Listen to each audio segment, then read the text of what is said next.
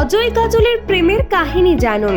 অজয় এবং কাজলের প্রথম দেখা হয়েছিল 1995 সালে হালচুল সিনেমার সেটে। অবশ্য এই সিনেমার জন্য কাজল প্রথমে পছন্দ ছিল না, কিন্তু অভিনেত্রী দিব্যা ভারতীর আকস্মিক মৃত্যুতে শেষ মুহূর্তে কাজল সুযোগ পেয়ে যান। সুযোগ পাওয়ার পর প্রথমবারের মতো অজয়ের সঙ্গে দেখা হয় কাজলের। এই সিনেমার শুটিং এর সময় অজয়ের সম্পর্কে কাজলের মধ্যে নেতিবাচক মনোভাব তৈরি হয়। পরবর্তীতে একসঙ্গে আরো কাজ করতে গিয়ে তারা দুজন ভালো বন্ধু হয়ে ওঠেন। দুজনের মধ্যে বন্ধন দৃঢ় হয়। তাদের বন্ধুত্ব এতটাই ভালো ছিল যে কাজল নিজের সম্পর্ক নিয়ে অজয়ের পরামর্শ নিতে শুরু করেন।